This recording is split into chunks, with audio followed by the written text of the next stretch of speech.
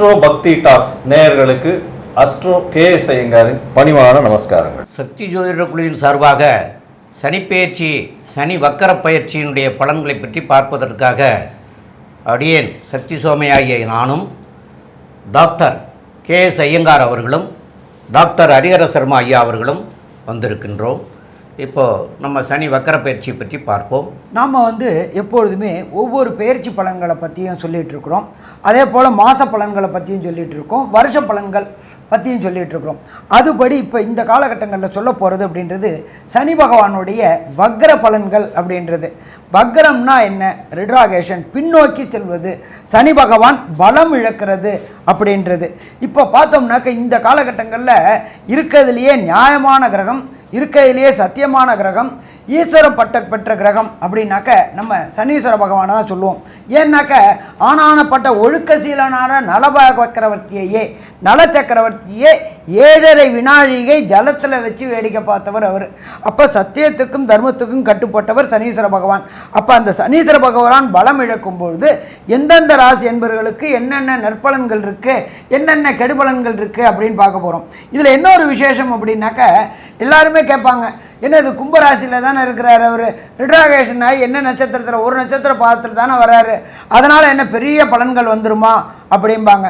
கிடையாது. இப்போ இந்த சனி வக்கரம் தொடக்க காலகட்டங்கள் அப்படின்றது 19/6/2024 அன்றைக்கி கிழமை அப்படின்றது புதன்கிழமை மத்தியானம் 3:09 சதய நட்சத்திரம் 3ஆம் பாதம் கும்பராசியில் ஆனி மாதத்திற்கு 5ஆம் தேதி அவர் வக்ரம் தொடங்குறாரு. வக்ரம் முடியக்கூடிய காலகட்டங்கள் அப்படின்றது 4/11/2024 அன்றைக்கி கிழமை அப்படின்றது திங்கக்கிழமை 3:22 வக்ர நிவர்த்தி ஆகிறாரு.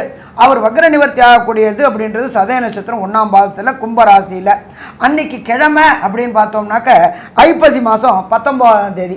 இதில் என்ன ஒரு விசேஷம் அப்படின்னாக்க சனி பகவானுக்கு சூரிய பகவான் 5ஆம் இடத்துல வர காலகட்டங்களில் வக்ரம் தொடங்குது. அவர் சூரிய பகவான் வர்றது அப்படின்றது மிருகசீரிஷ நட்சத்திரத்தில் வரார். அடுத்தது அந்த சனி பகவானுக்கு சூரிய பகவான் 9ஆம் இடம் சுவாதி நட்சத்திரம் துளாராசியில் வரும்பொழுது வக்ர நிவர்த்தி அடையுது. அப்போ இந்த காலகட்டங்கள் அப்படின்றது சற்றேறக்குறைய 140 நாட்கள் வரும். ஒரு சில பேர் சொல்லுவாங்க வாக்கியம் திருக்கணிதம் ரெண்டுக்கும் டிஃப்ரெண்ட் வருது அப்படிம்பாங்க. எவ்வளோ டிஃப்ரெண்ட் வரும் அப்படின்னாக்கா அப்ராக்ஸாக ஒரு 10 நாளுக்குள்ளார வரக்கூடிய வாய்ப்புகள் உண்டு. இது 140 நாள், அது 150 நாள் வரும்.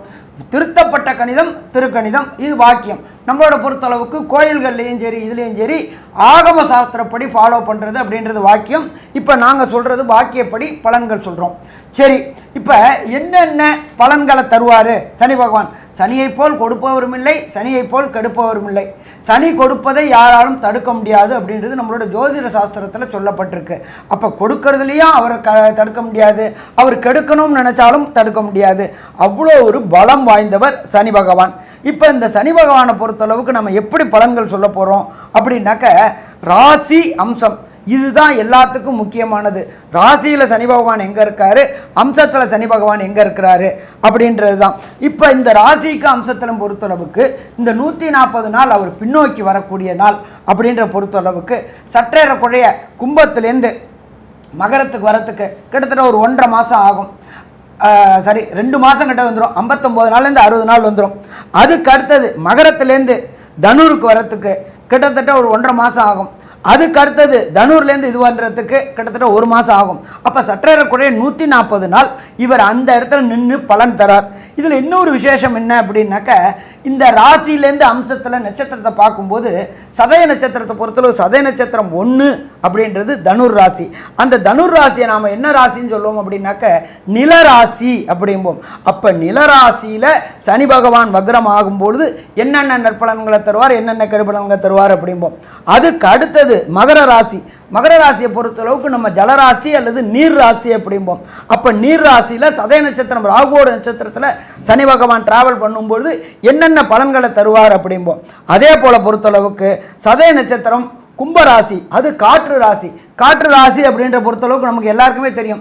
காற்று மாசுபடுறதுனால என்னென்ன உபாதைகள் வருது அப்படின்றத பார்த்துருக்கோம். நம்ம டெல்லியிலேயே பொல்யூஷன் ப்ராப்ளம் வரும்பொழுது வீட்டிலேயே முடங்கி கிடக்க வேண்டிய சூழ்நிலை ஆகி போயிடுச்சு. மெட்ரோ ரயிலேருந்து எல்லா போக்குவரத்தும் முடக்கப்பட்டுருச்சு. அப்போ காற்றில் ப்ராப்ளம் என்னென்ன வரும் அப்படின்றது தெரிஞ்சு போச்சு. அதை மாதிரி வரும்பொழுது ஒவ்வொரு ராசிக்கும் அவர் வரும்பொழுது இருக்கக்கூடிய நாட்கள் 1.5 மாதம் 2 மாதம் 1 மாதம் இந்த 140 நாட்களும் என்னென்ன பலன்களை தருவார் அப்படின்றதையும் நம்ம பார்க்குறோம். அடுத்தது அவர் சனி பகவான் வர்றது யாரோட நட்சத்திரத்தில் வராரு அப்படின்னா ராகுவோட நட்சத்திரம். ராகு சனி காம்பினேஷன் என்னென்ன ப்ராப்ளங்களை பண்ணும் அப்படின்றதையும் நம்ம பார்க்க போகிறோம். இதை தவிர சனி பகவானுக்கு உண்டான பிரீத்திகள் என்னென்ன அப்படின்ற ரொம்ப சிம்பிளாகவே பிரீத்தி பண்ணலாம். எந்த கிரகத்தினால ப்ராப்ளமோ அந்த கிரகத்துக்கு சரணாகதி அடைகிறது.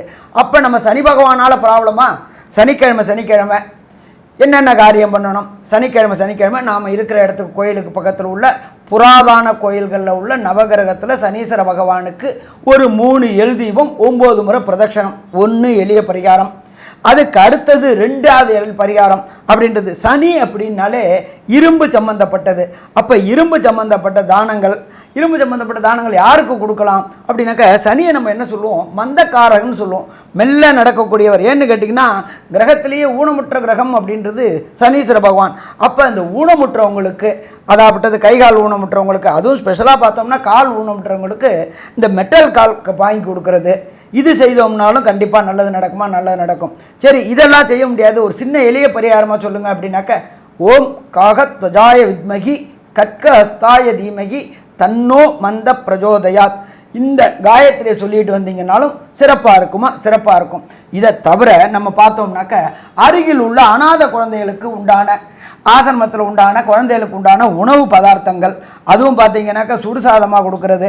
அதே போல் வீட்டில் டெய்லி இந்த 140 நாளும் காகத்துக்கு சுடு சாதம். எல்லோரும் என்ன செய்வாங்க, வீட்டில் மீந்து போன பழைய சாதத்தை கொண்டு காகத்தை வைப்பாங்க. அது மேலும் பாவத்தை கூட்டக்கூடிய காரியம். அதனால் சுடு சாதம் வச்சோம் அப்படின்னு சொன்னாக்க அந்த பிரச்சனைகளும் தீரும். நம்ம என்ன பண்ணுறோம் அப்படின்னாக்க காகத்தை வந்து பித்ருக்களுடைய அப்படின்றோம், பித்ருக்களுடையது அப்படின்ட்டு, பித்ருக்கள் காக ரூபமாக வருவாங்க அப்படின்றோம். அப்போ அந்த காகத்துக்கு வைக்கும்போது பித்ரு தோஷமும் விளங்கக்கூடியது இந்த காலகட்டங்கள். ஆக மொத்தத்தில் இந்த 140 நாளும் என்னென்ன எளிய பரிகாரம் செய்யலாம் அப்படின்றத செய்யலாம். இதை தவிர எந்தெந்த கோயில்கள் என்னென்ன ராசிக்காரர்கள் போனாக்க அதுக்கு உண்டான விடுமோட்சம் கிடைக்கும் அப்படின்றதையும் பார்க்கலாம். இப்போ இன்றைக்கி சனிப்பெயர்ச்சி 6 அன்னைக்கு நம்மளுடைய கிரக நிலவரம் என்னென்ன பொசிஷனில் இருக்குது அப்படின்றதையும் பார்த்துருவோம். காலபுருஷ தத்துவத்தின்படி முதல் ராசியான மேஷ ராசியில் செவ்வாய் பகவான் உட்கார்ந்துருக்கார். அடுத்தது 2வது ராசியான ரிஷபத்தில் குரு பகவான் உட்கார்ந்துருக்கார். அந்த சனிப்பெயர்ச்சி தொடங்கக்கூடிய காலகட்டங்களில் மிதுனத்தில் மிருகசீரிஷ நட்சத்திரத்தில் சூரிய பகவான் உட்கார்ந்துருக்கிறார். அதே போல் ஆட்சி பெற்ற புத பகவானும் சுக்கிர பகவானும் உட்கார்ந்துருக்கிறார். காலபுருஷ தத்துவத்தின்படி 6வது ராசியான கன்னியா ராசியில் கேது பகவான் உட்கார்ந்துருக்கார். அன்றைக்கி நம்மளோட இது பொறுத்தளவுக்கு சனி வக்ரம் ஆகிற டயத்தில் சனி பகவான் என்ன நட்சத்திரம் வாங்கியிருக்கார் அப்படின்னு பார்த்தீங்கன்னாக்க குருவோடைய நட்சத்திரமான விசாக நட்சத்திரம் 4ஆம் பாதத்தில் உட்கார்ந்துருக்கார். இதை தவிர 11ஆம் இடமான கும்பத்தில் சனி பகவான் ஆட்சி பெற்ற சனி பகவானும் காலபுருஷ தத்துவத்தின்படி 12ஆம் இடமான மீனத்தில் ராகு பகவானும் கொண்ட நிலையில் இந்த சனி வக்ரம் இருக்குது. இப்போ சனி வக்ரம் அப்படின்றத பொறுத்தளவுக்கு மெல்ல செல்லும் கிரகங்கள், விரைவாக செல்லும் கிரகங்களில் மெல்ல செல்லும் கிரகங்கள் சற்றேறக்குறைய 2.5 வருஷம் அப்படின்னு பார்த்தா 24 6 30 மாதம். அதை 9ஆல் வகுத்தோம்னா சற்றேறக்குறைய 3.5 மாதம் ஒவ்வொரு கிரகத்துக்கும் இருக்கார். இப்போ இந்த வக்ர காலகட்டங்களில் ஒவ்வொரு ராசிக்கும் என்னென்ன நற்பலன்களை செய்வார், என்னென்ன தீய பலன்களை செய்வார், தீய பலன்கள் நடக்கும் பொழுது என்ன எளிய பரிகாரம் செய்யலாம் அப்படின்றத பார்ப்போமா. சிம்ம ராசி நேயர்கள், அதாவது மக நட்சத்திரம் 4 பாதமும், பூர நட்சத்திரம் 4 பாதமும், உத்திர நட்சத்திரத்தில் 1 பாதமும் கொண்டது சிம்ம ராசி. இந்த சிம்ம ராசிக்காரர்களுக்கு 7ஆம் இடத்துல சனி இருக்கார். இந்த 7ஆம் இடத்துல சனி இருக்கிறதுனாலேயே தொழில்துறைகள்லையும் தொல்லை இருக்கலாம். அதுலேயும் பார்ட்னராக இருக்கக்கூடிய விஷயங்கள்லேயும் தொல்லை இருக்கக்கூடிய வாய்ப்புகள் உண்டு. இப்போ இந்த சனி வக்ரகதி வரப்போகிறாரு. இந்த வக்ரகதியிலையும் நல்லதை செய்வாரா அப்படின்னு பார்த்தா அது மேலும் நல்லதை செய்யக்கூடிய காலமாக இல்லை. அதில் என்னென்னு கேட்டிங்கன்னா, நாங்கள் இப்போ பார்த்து எப்படி சொல்கிறோன்னு கேட்டிங்கன்னா, அம்சத்திலரையும் எங்கே இருக்கார் அப்படிங்கிறத வச்சு சொல்கிறோம். அம்சம் அப்படிங்கிறது ஜாதகத்தில் ராசி கட்டம் அம்ச கட்டம்னு இருக்கிறது மாதிரியா அந்த அம்ச கட்டத்தில் சனி சஞ்சாரம் பண்ணக்கூடிய இடம் அதுவும் உங்களுடைய ராசிக்கு 7ஆம் இடத்துலயே வந்து ஒரு 2 மாதம் மொத்தம் ஏறக்குறைய இது 140 நாட்கள் இருக்குன்னு ஐயா சொன்னாங்கல்ல. அந்த 140 நாட்களில் 2 மாத காலம் வந்து உங்களுக்கு அம்சத்திலரையும் 7ஆம் இடத்துல இருக்கார்.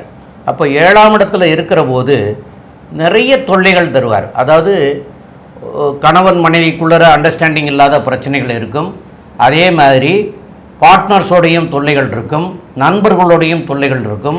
ஆக எல்லா தொல்லைகளையும் வந்து நீங்கள் தான் தாங்கிக்கிறணும். அவங்க வந்து இப்போ உங்களோட ஒரு பார்ட்னர் இருக்கார் அப்படின்னு சொன்னால் அவர் சொல்கிறத நீங்கள் கேட்கணுங்கிற மாதிரியான சூழ்நிலை.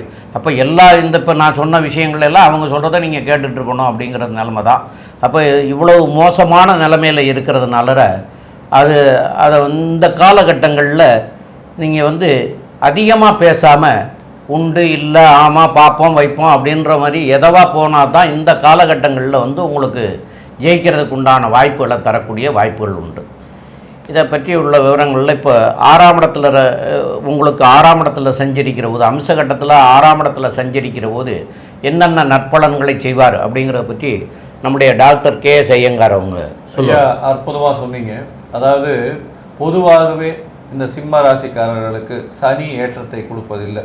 அதாவது சனி அதுவும் வந்து இப்போது ஆட்சி பெற்று சப்தமத்தில் இருக்கிற ராசியில், அதனால் பெரிய பிரச்சனையை கொடுப்பார். உடல் நலத்தில் பிரச்சனை, எதிர்பாலினத்தவர் மூலியமாக பிரச்சனை, நண்பர்கள் மூலியமாக பிரச்சனை, பார்ட்னர்ஷிப் பிஸ்னஸில் பிரச்சனை, எது எடுத்தாலும் தடங்கல்களை கொடுப்பார்.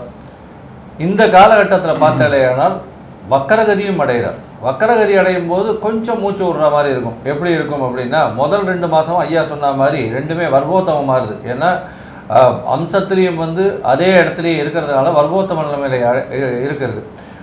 6ஆம் இடத்துல அதாவது மகரத்தில் வரார். அதாவது சதயம் 2ஆம் பாதத்தில் வரும்போது அம்சகட்டத்தில் மகரத்தில் இருக்கக்கூடிய காலகட்டம். இதில் என்ன ஆகும் அப்படின்னா, சனி பகவான் 6ஆம் இடத்துல 1.5 மாதம் இருக்கக்கூடிய காலகட்டத்தில் நீங்கள் நினைக்கக்கூடிய காரியங்கள் அத்தனையும் வெற்றி பெறும். புதிதான வேலைகள் கிடைக்கக்கூடிய வாய்ப்புகள் நிச்சயமாக உண்டு. அதாவது எப்போத்திலிருந்து 19/8/2024 ஒரு 1.5 மாதம் 4/10/2024 வரலும் உண்டான நாட்களில் பார்த்தேனால் கண்டிப்பாக புதிய வேலை கிடைக்கக்கூடிய வாய்ப்புகள் நிச்சயமாக இருக்கும். எதிராளிகள் அற்ற நிலை இருக்கக்கூடிய வாய்ப்புகள் உண்டு.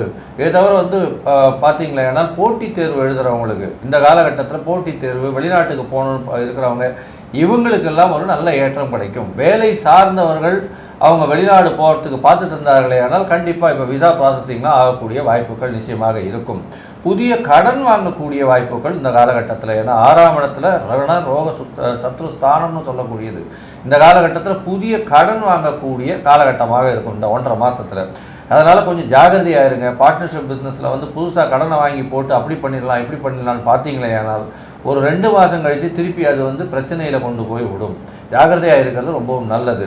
இந்த காலகட்டத்தில் உடல் நிலையில் சற்று பிரச்சனைகள் வரும். கழிவு உபாதைகள் வரக்கூடிய வாய்ப்புகள் உண்டு. மென்டல் ஸ்ட்ரெஸ் வரக்கூடிய வாய்ப்புகள் உண்டு. ஃபிசிக்கல் லேபர் ஒர்க்கிங் கொஞ்சம் அதிகமாக இருக்கும்.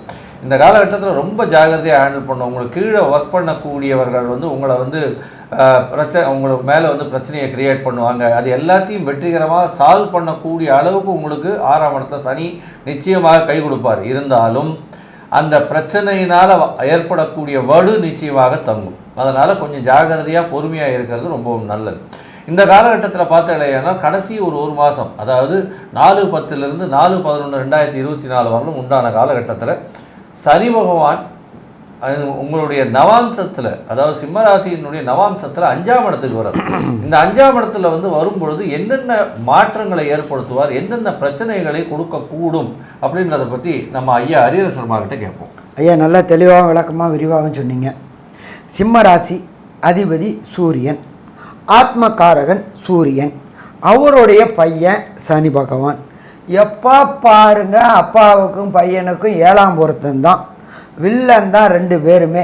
இவர் சொல்கிறது அவருக்கு பிடிக்காது, அவர் சொல்கிறது இவருக்கு பிடிக்காது.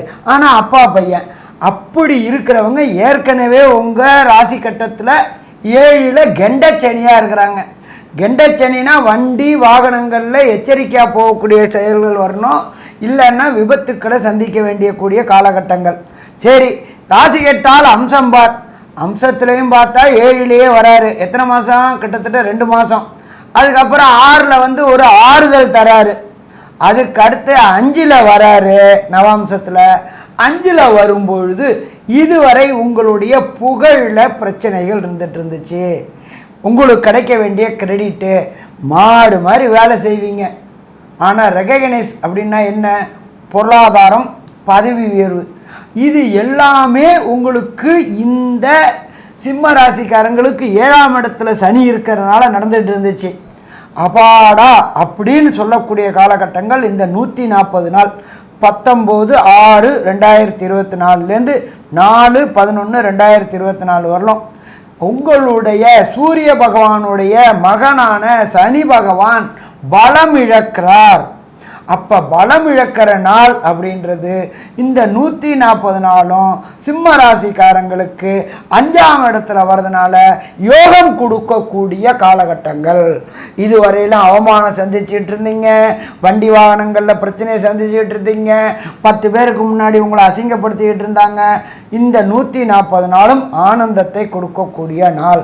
சாமி 140 நாள் கழிஞ்சு பழைய குருடி கதவை திரடி அதுக்கு ரெடியாக இருந்துக்கணும். ஸோ கிடைக்கக்கூடிய வாய்ப்புகள் இந்த 140 நாள் நான் சும்மா கிடையாது, 4 மாதம் 20 நாள் சந்தோஷமாக இருந்துப்போம். அதுக்கப்புறம் பிரச்சனைகளை பார்த்துப்போம்.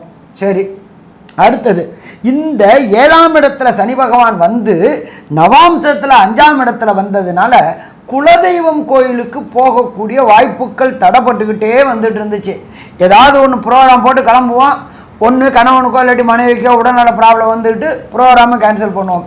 அப்போ இந்த சனி பகவான் வக்ரம் அடையக்கூடிய காலகட்டங்களில் குலதெய்வ வழிபாடு மற்றும் உங்களுடைய சமய குருமார்கள் வழிபாடு இது எல்லாம் செய்யக்கூடிய வாய்ப்புகளை இந்த 140 நாளும் கொடுப்பாரு. சரி, அதே போல் இந்த சிம்ம ராசியை சேர்ந்த தம்பதிகளுக்கு கல்யாணமாகி கிட்டத்தட்ட ரொம்ப வருஷம் ஆகி போச்சு, சந்தான பாக்கியம் என்கின்ற வம்சம் விருத்தி கிடைக்காமல் இருந்துக்கிட்டே இருந்துச்சு. இப்போ இந்த சனி பகவான் வக்ரமாகி 5ஆம் இடத்துல வராரு, ராகுவோடைய நட்சத்திரத்தை வராரு. ஆனால் என்ன ஒரு விசேஷம் அப்படின்னா புத்திரக்காரனான குருவோட வீட்டில் வராரு. அப்போ திருமணமாகி நீண்ட நாட்களாக சந்தான பாக்கியம் என்கின்ற வம்சம் விருத்தி ஆகாத சிம்மராசி என்பவர்களுக்கு புத்திர பாக்கியம் ஏற்படக்கூடிய வாய்ப்புகள் இந்த 140 நாளில் உண்டு. அதுவும் பார்த்தோம் அப்படின்னாக்க 4/10/2024 4/11/2024 கண்டிப்பாக வம்சம் விருத்தி ஆகுமா? வம்சம் விருத்தி ஆகும். ஸோ மொத்தத்தில் இந்த 7ஆம் இடத்துல இருக்கிற கண்டச்சனி அம்சத்தில் பொறுத்தளவுக்கு 7ஆம் இடம், 6ஆம் இடம், 5ஆம் இடம் வரக்கூடிய காலகட்டங்கள் ஆனந்தமான காலகட்டங்கள்னு சொல்லலாமா? சொல்லலாம்.